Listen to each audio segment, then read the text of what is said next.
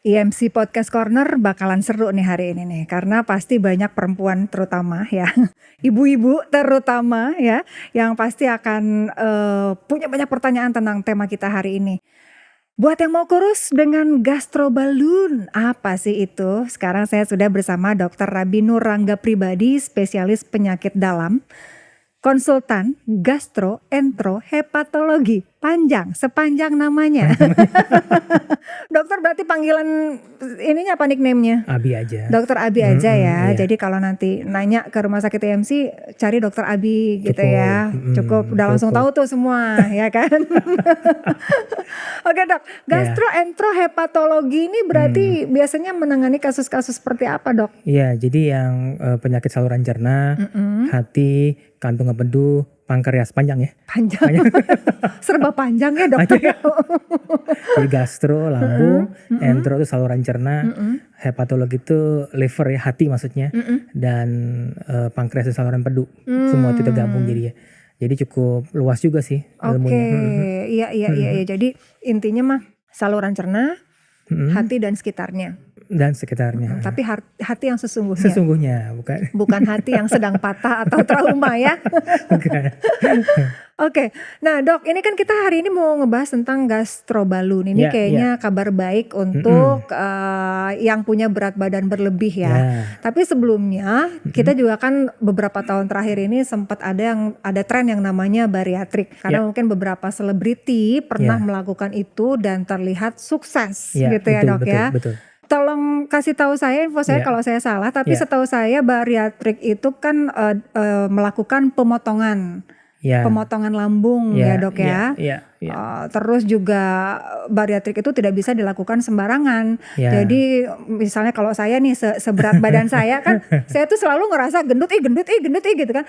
Seberat badan saya tuh nggak bisa melakukan bariatrik setahu saya ya. Harus yang memang sudah obesitas. Betul. Dan sudah melakukan berbagai cara termasuk juga pola hidup yang sehat. Tapi kok nggak turun-turun. Nah, baru itu dilakukan bariatrik. Kita akan cari tahu perbedaannya dengan gastrobalun ini apa. Oke, mungkin boleh tolong dokter jelaskan. Siap. Jadi kalau yang kita tahu kan namanya operasi bariatrik ya. Betul. Nah, kalau bariatrik artinya lambung itu kapasitasnya dioperasi, dipotong gitu, sehingga kapasitasnya lebih kecil. Sehingga nanti pada saat pasiennya makan cepat kenyang gitu ya. Sehingga nanti implikasinya apa, turun berat badannya gitu ya. Jadi lebih ke arah pemotongan lambung dan usus gitu ya, saluran cerna pada umumnya. Nah itu memang efektivitasnya sangat tinggi. Berat badan bisa turun sampai 30 kg gitu.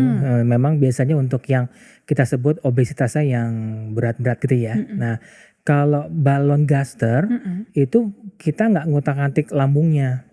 Tapi si balonnya dikembangin, dipasang di dalam lambung. Tujuannya sebenarnya juga untuk mengisi kapasitas lambung sih. Cepat kenyang juga nanti si pasiennya. Cuma memang dia penurunan berat badannya nggak setinggi bariatrik. Tadi kita anggap berapa, 30 kilo untuk operasi bariatrik. Balon rata-rata 8-10 kilo turunnya gitu ya. Jadi memang untuk yang kita sebutnya indeks massa tubuh, Mbak. Nah indeks massa tubuh tuh kita bisa ngitung nih masing-masing berat badan per tinggi badan dikuadratin. Jadi tinggi badan dikuadratin dulu dalam meter, bukan sentimeter. Coba contoh Dok, saya 160, berarti 1,6 meter dikuadratin.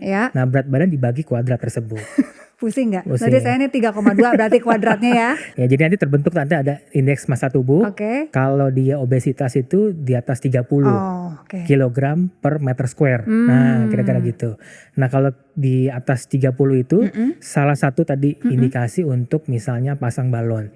Tapi dengan catatan tadi Mbak, betul. Catatannya adalah kalau dia sudah coba latihan fisik, udah diet ya, udah pakai obat gitu ya, karena sekarang banyak juga obat-obatan untuk menurunkan berat badan. Yang resep dokter gitu ya. 3 itu memang sudah dirasa tidak cukup untuk menurunkan berat badan gitu.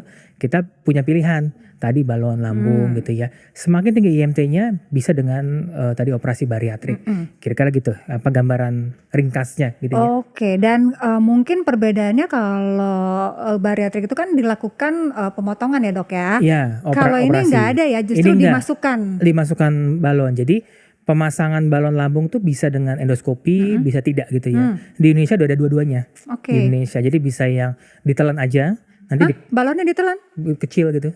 Jadi dalam bentuk kayak kapsul kecil itu dia belum ngembang gitu. Oke, Telan dulu. ngembangnya di dalam. Di dalam.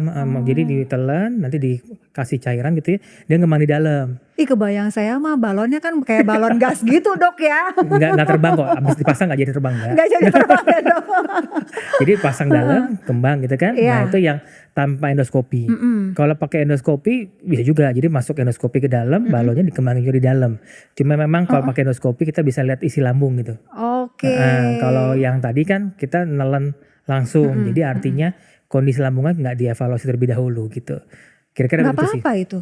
Nggak apa-apa kalau selama pasiennya nggak punya keluhan lambung ya. Berarti yang punya keluhan lambung itu bisa jadi pakai endoskopi. Betul. Tapi kalau misalnya dicek ternyata lambungnya aman, boleh yang diminum. Betul. Jadi sebetulnya kan itu kan semacam pilihan, Mbak, gitu ya. Mau balon yang nggak pakai endoskopi, mau balon yang dengan endoskopi. Nah, kita sebagai dokter kita bisa lihat-lihat nih, oh pasien yang ini kok keluhannya ada keluhan lambung ya. Dok, saya pengen turun berat badan gitu ya. Tapi dia bilang kok saya suka nyeri ulu hati gitu-gitu ya. Oke, boleh nih misalnya saya udah coba turun berat badan nih dok, obat dan kawan-kawannya nggak turun-turun, boleh nggak pakai balon? Boleh, saya bilang. Tapi lihat dulu ya lambungnya, aman nggak gitu baru dipasang balon. Kalau misalnya dia ada keluhan kita lihat endoskopi, lambungnya aman-aman aja, langsung pasang balon. Tapi kalau dia nggak ada keluhan lambung nih, dia pengen turun berat badan karena memang usaha sebelumnya gagal gitu misalnya dengan obat-obatan, bisa juga pakai balon yang nggak perlu endoskopi gitu. Oke, dalam bayangan awam mungkin ya dok ya, mengingat kata balon itu seperti tadi saya bilang, kita kan kebayangnya balon gas. Which is si balon gas ini kan kalau lama-lama di udara dia bisa nyusut kan. Apa yang terjadi si balon ini yang terjadi di dalam lambung gitu kan. Nah ini sekaligus juga mungkin pertanyaannya mungkin kurang lebih sama dengan kalau misalnya bariatrik itu kan berarti dia sudah apa namanya dok? Dipotong sudah gimana? Udah. Jadi kapasitas lambungnya lebih kecil karena dipotong. Ya, gitu dan kan, udah kayak selamanya gitu loh, forever gitu kan. Jadi istilahnya irreversible. Betul. Nah gitu. Kalau ini tuh bagaimana? Apakah harus kita dalam jangka waktu tertentu pakai balon lagi, masukin balon lagi gitu? Iya. Jadi saya bicara untuk yang 2 balon ini ya tadi ya. Yang pertama kalau balon yang telan langsung tanpa endoskopi, dia itu 4 bulan dia bisa ngempes sendiri otomatis dalam. Dia keluar lewat BAB, buang besar. Nah gitu ya. Jadi dia 4 bulan gitu ya. Kalau yang satu lagi yang pakai endoskopi itu dia durasi 1 tahun. Oh berarti lebih tahan lama dong? Iya, dan dia dikempesnya pakai endoskopi lagi. Oh nggak bisa ngempes sendiri? Iya gitu. Jadi masuk lagi ke dalam, kita kempesin di dalam balonnya, kita tarik keluar gitu. Tapi memang 1 tahun harus dikeluarin? Iya. Diganti baru kalau misalnya mau ganti? Kalau memang mau ganti baru. Tapi biasanya sih udah turun nih berat badannya, udah stabil misalnya, kita lepas aja. Dan dia bahannya silikon Mbak, jadi dia nggak mudah bocor gitu ya. Kan biasanya pasti suka nanya, ini kalau pecah dalam gimana gitu kan, kalau bocor dalam gimana gitu. Iya itu yang sebenarnya diisi pakai air Mbak, si balonnya bukan pakai udara. Jadi airnya namanya NaCl atau ada zat namanya methylene blue warnanya biru. Jadi itu keuntungannya kalau pakai zat yang warna biru, kalau dia bocor, amit-amit nih, bocor nih, kencingnya jadi biru Mbak kelihatan. Wow. Jadi pasiennya jadi ningrat. Jadi berair seni biru dan tapi nggak berdarah biru. Nggak berdarah biru. Jadi pas dilihat, kok kencing saya agak kebiruan. Nah artinya kalau udah begitu, pasien tahu nih. Oh jangan bocor, dia bisa segera ke dokter buat dievaluasi, jangan-jangan memang bocor. Tapi sepanjang ini sih saya nangani pasien belum pernah, nggak pernah ya itu kejadian gitu. Ya ini misalkan dok, misalnya terjadi kebocoran, terus ya kita nggak ngeh atau nggak aware lah, biasanya gitu kan. Kira-kira akan ada efek nggak? Kalau dia misalnya yang balon yang satu lagi itu yang nggak pakai endoskopi kan dia memang didesain untuk ini ya Mbak ya, untuk dia ngempes sendiri gitu ya. Kalau yang satu lagi nih yang pakai endoskopi gitu ya, dia biasanya kalaupun bocor dia nggak yang langsung set gitu, nggak sih Mbak, dia bocornya pelan-pelan. Jadi biasanya tidak menimbulkan efek samping bermakna gitu, enggak. Karena pasien biasanya juga langsung ngeh tuh. Ada yang biru gitu, nah itu bisa langsung ke rumah sakit untuk dievaluasi. Biasanya sih dikempesin lagi dan diganti yang baru gitu, karena kan kalau udah bocor nggak ada lemnya Mbak. Oke. Rajin banget ya nanti endoskopi ngelemin di dalam kan nggak mungkin ya dok. Jadi diganti aja. baru ya. Oke, jadi logikanya nih dok logikanya ketika kita memasukkan balon ke dalam lambung, kita memang akan makan lebih sedikit karena lambungnya terisi ruang si balon itu ruang tadi. Seginilah ini ada lambung nih, nangkring di situ kan, jadi cepat kenyang. Jadi memang mekanisme yang itu terjadi adalah itu. Jadi pasiennya cepat kenyang. Nafsu makan tetap ada. Jadi nafsu makan tetap, tapi butuh makan heboh gitu. Aduh, begah bener gitu kan. Gitu ya. Bakso tadi 2 mangkok jadi 1 mangkok gitu. Jadi makanya langsung ya turun. Memang kan prinsipnya turun berat badan kan asupan harus lebih rendah dibandingkan ininya gitu kan. Nah, tapi misalnya pertanyaan sekarang, balonnya kita udah turun berat badan, balonnya udah dikeluarin. Ada kemungkinan nggak nanti ini lagi? Jadi saya langsung jawab aja, ada. Tergantung dari kitanya. Betul, makanya sebetulnya konsepnya pasang balon itu kan sebenarnya sebagai alat bantu ya. Jadi pada saat dia pasang balon, dia udah harus ngatur mindsetnya bahwa saya cepat kenyang nih gitu ya. Saya tetap harus olahraga, dia tetap lanjut obat kalau perlu tetap lanjut gitu.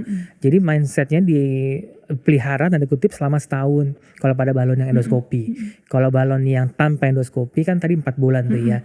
Nah itu nanti jadi kita benar-benar mengandalkan ininya pasien nih sebenarnya gitu ya. Kita nggak pasang balon sebagai alat bantu, itu yang memang perlu diedukasi dari awal gitu.